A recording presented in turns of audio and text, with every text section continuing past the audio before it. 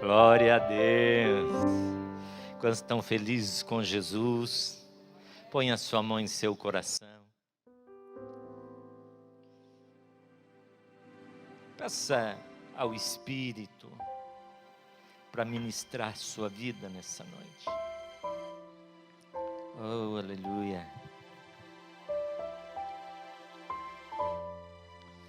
Senhor, nós pedimos nessa noite espírito de sabedoria e de revelação no total conhecimento do Senhor, para que possamos experimentar qual seja boa, agradável e perfeita vontade do Senhor em nossas vidas. Senhor, quebra toda resistência espiritual em nossas mentes nessa noite. Oh Espírito,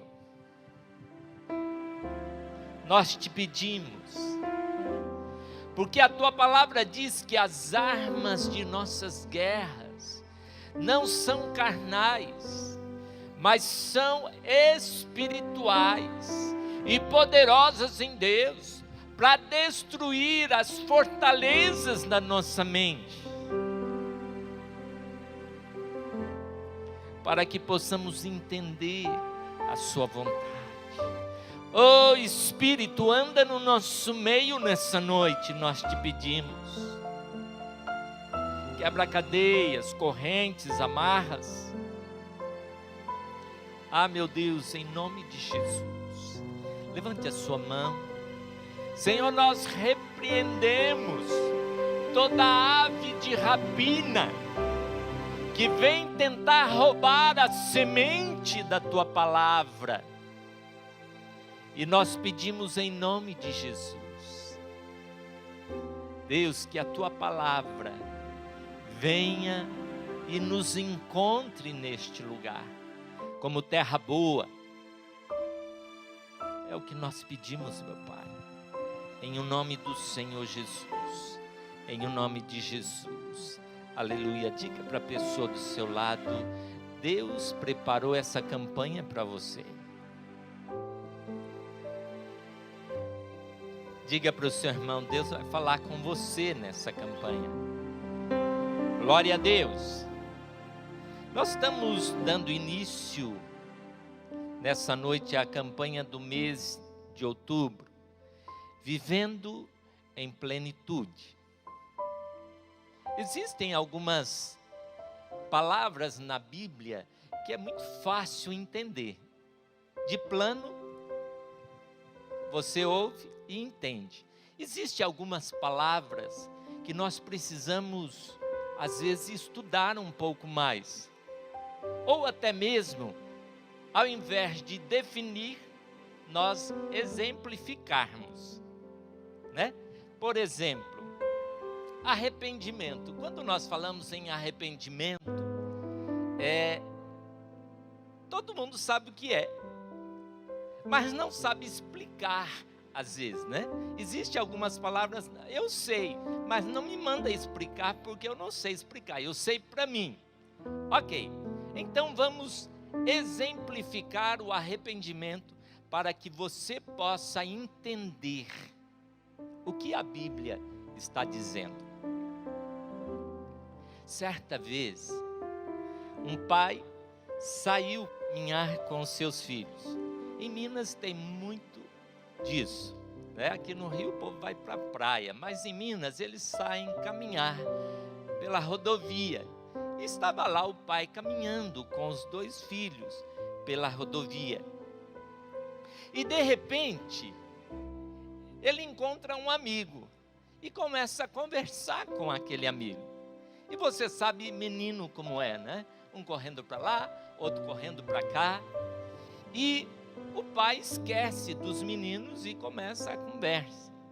Nisso vem um caminhão e atropela os dois meninos. Tal era a dor daquele pai, que ele dizia: se eu pudesse voltar atrás, eu teria parado a conversa e tirado os meus filhos da rodovia. Isso é arrependimento. Meu Deus, se eu pudesse voltar atrás, eu não teria feito isso. Eu não teria cometido isso. Isso é arrependimento. Ok? Outra palavra que às vezes nós falamos muito na Bíblia, tudo isso para nós chegarmos na plenitude, viu, gente? Vamos lá. Outra palavra que nós falamos na Bíblia é graça e misericórdia. Alguém fala uma coisa, você misericórdia, meu Deus. É só a graça. Nós temos essa mania, né? Mas não entendemos muito bem o que significa. Graça, então, eu não mereço a benção de Deus, eu não mereço o perdão de Deus, mas Ele me dá. Isso é graça. E misericórdia? Misericórdia é o contrário. Eu mereço ser condenado, eu mereço ir para o inferno, mas por causa da sua misericórdia, Ele não me dá. Graça, eu não mereço e Ele dá. Misericórdia, eu mereço, mas Ele não me dá. Ok? Vamos agora chegar na plenitude. Abra lá então a sua Bíblia comigo, por favor. E eu quero ler com você aqui um versículo da palavra de Deus fantástica. É fantástico esse versículo. Maravilhoso esse versículo.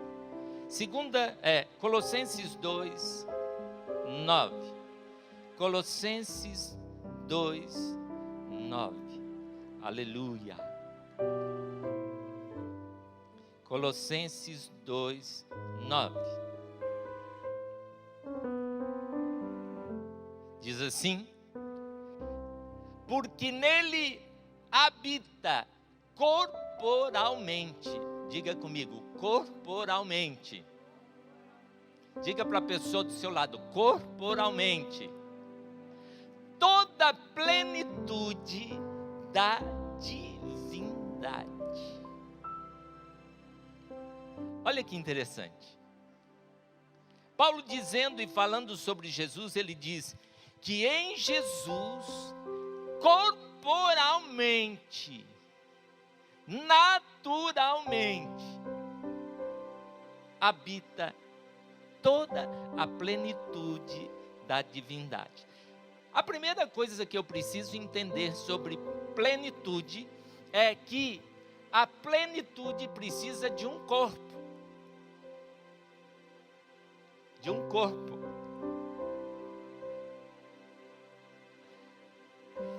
Quando eu ofereço meu corpo a Deus, aí então Ele pode me preencher e encher da plenitude. Só a Sandra entendeu. Para que a plenitude se manifeste e seja manifestada na terra, ela precisa de um corpo. Ok? Coloca para mim, por favor, o nome de Deus aí. Você vai entender aqui só um pouquinho. Hugo. Glória a Deus. Vamos lá.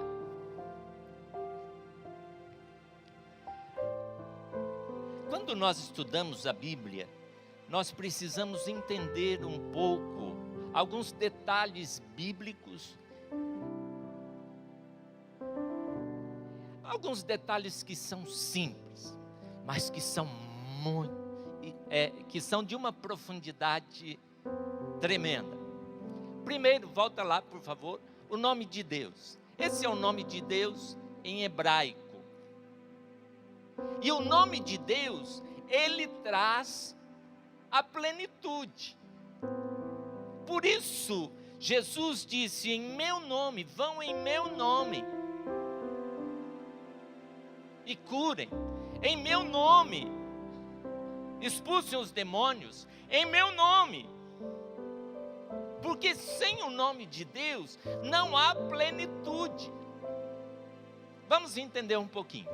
Aquela vírgula lá, porque o nome de Deus começa de trás para frente, aquela vírgula, o nome dela é Yud, significa chama divina. Chama divina.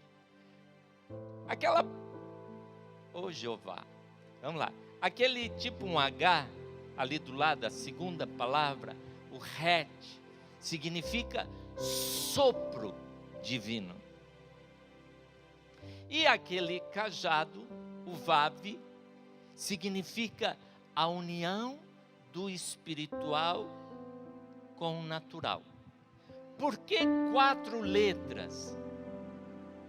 Porque tanto a chama de Deus, tanto o sopro de Deus, tanto a manifestação de Deus, precisa de um corpo natural. Por isso Paulo está dizendo, nele, só nele, corporalmente, habitava toda a plenitude. Só que a Bíblia diz que quando Deus fez o homem, Deus queria que a sua plenitude caminhasse sobre a terra. Deus queria que aquilo que é espiritual, que existia no espiritual, andasse pela terra através do homem. E o que ele fez? Volta lá, por favor. O que ele fez? A Bíblia diz que Deus fez Adão e soprou o seu espírito em Adão. E quando ele sopra o seu espírito em Adão, acende a chama do Espírito Santo dentro de Adão. E quando a chama do Espírito Santo acende em Adão, o natural se levanta, o homem se levanta, e aí então a plenitude de Deus começa a andar na terra.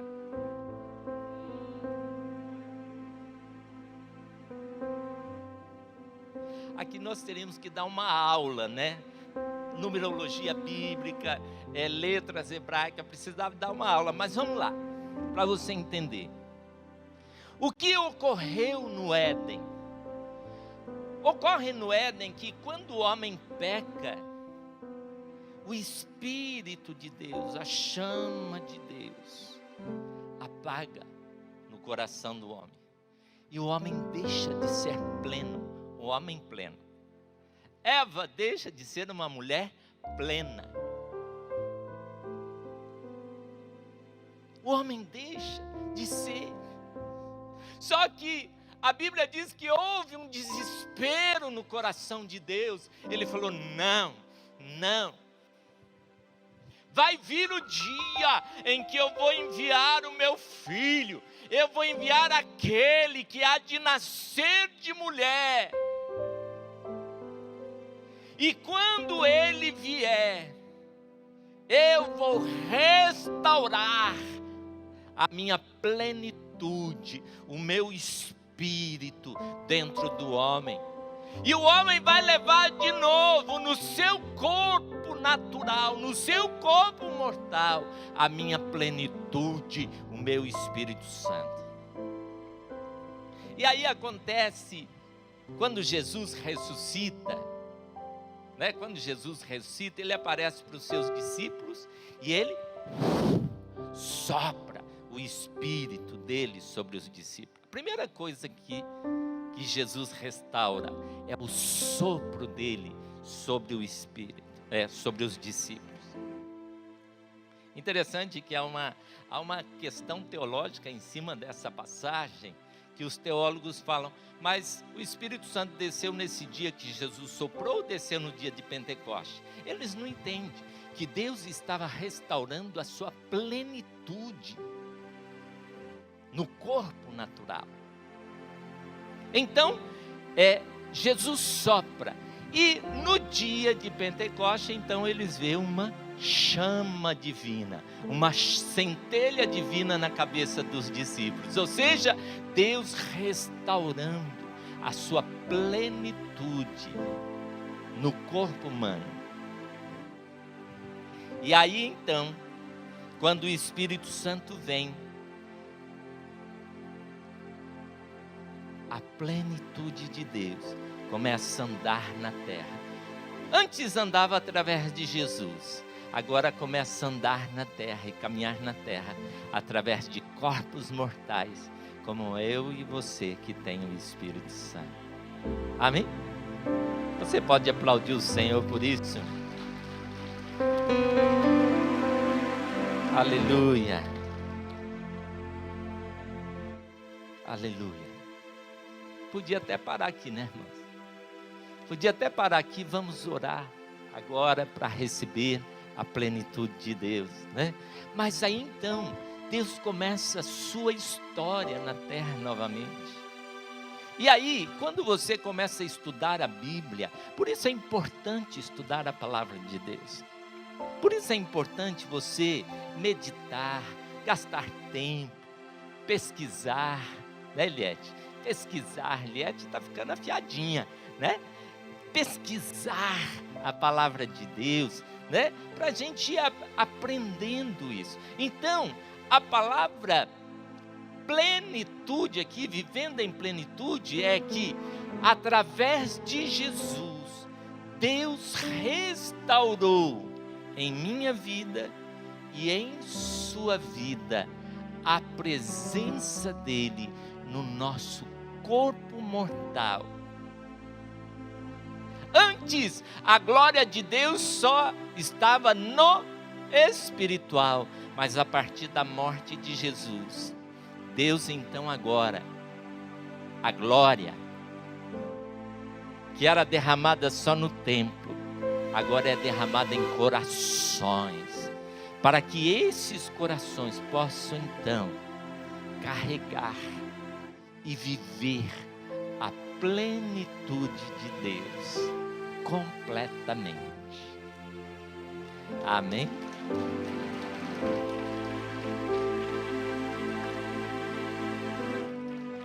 E aí você começa a estudar a Bíblia, todos os símbolos, né? Nós vamos estar estudando isso nessa matéria que nós vamos falar sobre o Espírito Santo. Você vai aprender como que o Espírito Santo agia no Antigo Testamento, como que o Espírito Santo, né, começou a agir no Novo, como o Espírito Santo de Deus age hoje, né? Quando você começa a estudar a Bíblia, você começa a ver então e a entender os símbolos, a numerologia bíblica, as cores, né? As cores bíblicas, né? As festas bíblicas. Você começa a entender e em tudo isso você começa a ver Jesus. Jesus. Assim, eu estava falando para vocês que Deus prometeu, né? Deus prometeu que Jesus viria restaurar a plenitude dentro do coração do homem. Abra lá em Gálatas 4:4. Deu um branco aqui, tinha sumido esse versículo, mas voltou. Vamos lá, para falar agora. Então Deus promete, lá no Éden, que Jesus viria restaurar a presença dele dentro do homem. E olha o que diz Gálatas 4:4. Mas, vindo a plenitude dos tempos, Deus enviou seu Filho, nascido de mulher, nascido sob a lei.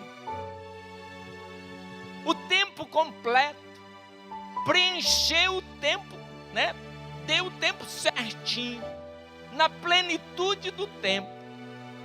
Deus envia Jesus para restaurar em nós a plenitude de Deus. Ou seja, hoje você traz em você o Pai, o Filho, o Espírito Santo no seu corpo mortal, e então a perfeição de Deus começa a andar sobre a terra.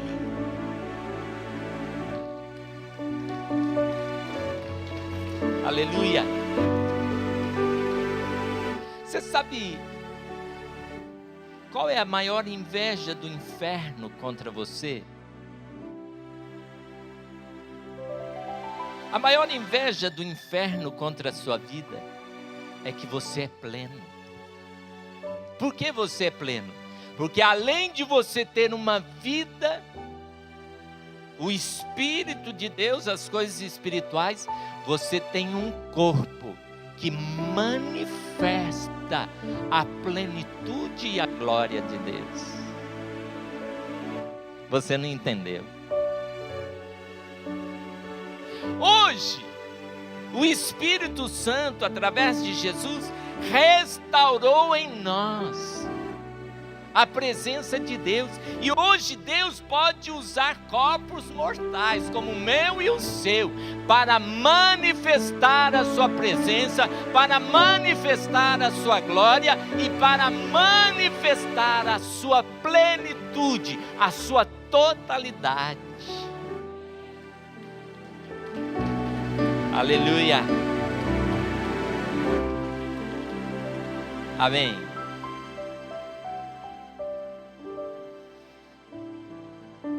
O homem, quando perdeu a plenitude de Deus,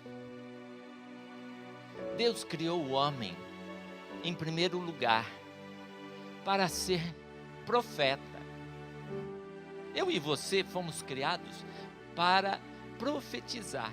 Qual era a função do profeta? A primeira função do profeta era ouvir Deus. Só que quando o homem peca, o homem perde essa sensibilidade de ouvir a voz de Deus. E aí vem Jesus então, como Messias, como ungido, como escolhido por Deus para restaurar isso. E ele assume essa função de profeta. Lá em Atos 3, 22. Olha o que Moisés diz de Jesus. Porque Moisés disse: o Senhor vosso Deus levantará dentre vossos irmãos um profeta semelhante a mim. A ele ouvireis em tudo quanto vos disser. Olha que interessante. Moisés já profetizou, ele falou assim: olha, Deus me levantou como profeta, mas depois de mim vai vir aquele Messias, em que Deus vai levantar como profeta. E por isso Jesus, ele falou: o que eu ouvi do Pai, isso eu passo para vocês, isso eu ensino vocês, porque ninguém subiu aos céus, a não ser o que dos céus desceu, o Filho do homem que está nos céus. E o que Jesus nos falou era tudo aquilo que ele ouviu do Pai. Por isso ele se tornou o verdadeiro profeta. Amém? João 6,14. Vendo, pois, aqueles homens o milagre que Jesus tinha feito, diziam: este é verdadeiramente o profeta que devia vir ao mundo. Olha que interessante. Jesus, como Messias, veio para restaurar em mim e em você a palavra profética. Por isso, lá em 1 João 2,27, João falando, ele falou assim: olha, você não precisa que alguém vos ensine. Presta bem atenção no que ele está falando aqui. Ele não está falando que nós não precisamos de ensinamento. Ele está falando, nós não precisamos de que alguém nos ensine, porque a unção, o Espírito de Deus que está em nós, esta unção nos ensina. O que ele está dizendo aqui? Que nós temos a unção profética para ouvir a Deus, para ouvir a voz de Deus. Jesus, para restaurar a unção da plenitude, para que nós vivêssemos em plenitude, ele veio como profeta. A Bíblia também diz que Jesus ele veio como sacerdote. Qual era a função do sacerdote? A função do sacerdote era uma: as pessoas se achegavam com a sua culpa e ele iria ajudar aquela pessoa a se relacionar com Deus. Não só a se relacionar com Deus, mas quando alguém tinha uma desavença com outro, iam até o sacerdote. Então a função do sacerdote era trabalhar o relacionamento da pessoa com Deus e de um irmão para com outro irmão. O profeta cuidava das coisas espirituais, em ouvir a Deus. O sacerdote trabalhava o relacionamento, a emoção. Era mais ou menos isso a função do sacerdote. Ele era um terapeuta, praticamente. Porque ele iria trabalhar o relacionamento. E a Bíblia diz que Jesus se tornou sacerdote. Hebreus 7:21, jurou o Senhor e não se arrependerá. Tu és sacerdote eternamente. 7:28,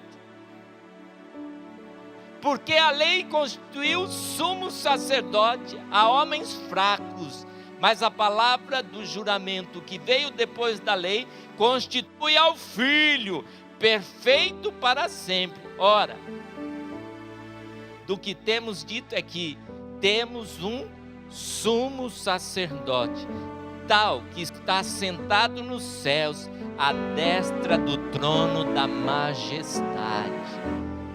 E sabe o que ele faz lá? Intercede por mim e por você. Não há nenhum mediador entre o Deus e o homem. Não há ninguém no meio de Deus e o homem, a não ser Jesus Cristo, homem. Hoje nós temos diante do trono de Deus um homem, que em tudo foi tentado, mas não cedeu, para que pudesse nos socorrer em nossas fraquezas e em nossas tentações. Hoje tem um homem diante de Deus, Jesus Cristo, o homem, que intercede por nós, que trabalha o nosso relacionamento com Deus e trabalha também o nosso relacionamento com os nossos irmãos.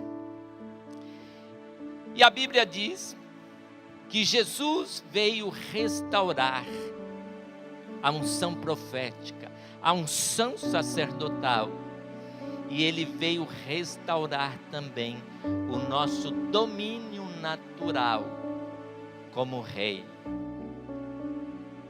João 18:36, respondeu Jesus: o meu reino não é deste mundo. Lucas 19:38, bendito o rei que vem em nome do Senhor, paz no céu e glória nas alturas. Para encerrarmos, depois que Jesus, como Messias, restaurou e tomou de volta o reinado, tomou de volta o sacerdócio, tomou de volta a posição profética, o que ele fez? A Bíblia diz que ele derramou o seu espírito sobre o homem. Vocês não estão acreditando, não. Para encerrar aqui, Apocalipse capítulo 5. Essa é uma lição que a gente teria que estudar a semana inteira, né? Mas vamos estudar o mês inteiro. Vamos lá. Olha o que diz aí. Tem alguns capítulos na Bíblia que a gente se apega mais, né? Apocalipse, eu sou apegado ao capítulo 5. Eu gosto desse capítulo 5. Falo direto, leio direto e prego direto. Se você já leu, se já me ouviu lendo, vai ouvir de novo, né? Então vamos lá. Olha o que diz aí. E vi na destra do que estava sentado sobre o trono um livro escrito por dentro e por fora, selado com 7 selos. E vi um anjo forte bradando com grande voz: quem é digno de abrir o livro, de desatar os seus selos? E ninguém no céu, nem na terra, nem debaixo da terra podia abrir o livro, nem de olhar para ele. Sabe o que continha nesse livro? Toda a plenitude de Deus para a minha vida e para a sua vida. Só que estava selado por causa do pecado do homem. Mas aí, João diz: e eu chorava muito, porque ninguém fora achado digno de abrir o livro, nem de o ler, nem de olhar para ele. E disse-me um dos anciãos: não chore, João. Eis aqui o leão da tribo de Judá, a raiz de Davi, que venceu para abrir o livro, desatar os seus 7 selos. E olhei, e eis que estava no meio do trono, e dos 4 animais viventes, entre os anciãos, um cordeiro, como havendo sido morto, e tinha 7 pontas e 7 olhos, que são 7 Espíritos de Deus enviados a toda a terra. Veio, tomou o livro da plenitude, da destra do que estava sentado no trono, e havendo tomado o livro, os 4 animais e os 24 anciãos prostraram-se diante do cordeiro, todos tendo eles harpas e salvas cheias de incensos, que são as orações dos santos, e cantavam um novo cântico: digno és de tomar o livro e de abrir os seus selos, porque foste morto, e com seu sangue compraste para Deus homens de toda tribo, língua, povo e nação, e para o nosso Deus os fizestes reis, sacerdotes e profetas, cheios do Espírito Santo, para que manifestasse e reinasse e levasse a plenitude de Deus a toda a terra. Glória a Deus. Fique em pé no seu lugar.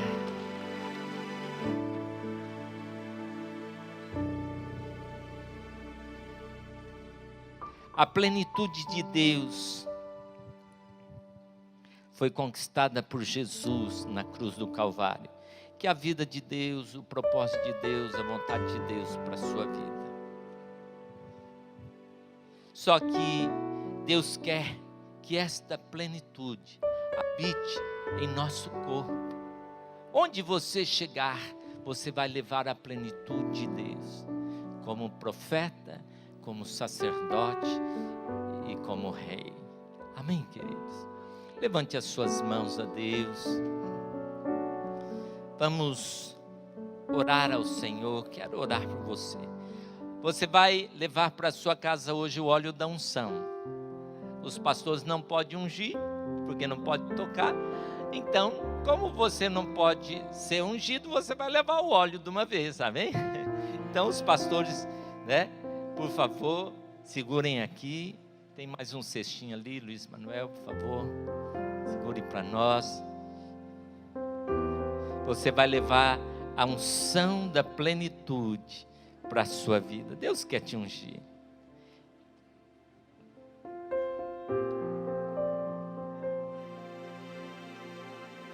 Aleluia. Glória a Deus. Põe a mão em seu coração. Diga: Deus, eu quero ser ungido pelo seu Espírito. Jesus tinha nele a plenitude. E quando ele enviou o seu Espírito, ele nos encheu da sua plenitude, para que em nossos corpos mortais nós pudéssemos levar a presença e a glória de Deus nessa terra, como reis, como sacerdotes e como profetas, em nome de Jesus. Faz desse cântico a sua oração. O Espírito do Senhor está presente para consolar. É Deus com a gente exalando vida. O Espírito de Deus está dando tocando forças neste para momento. caminhar. Diga isso ao Senhor.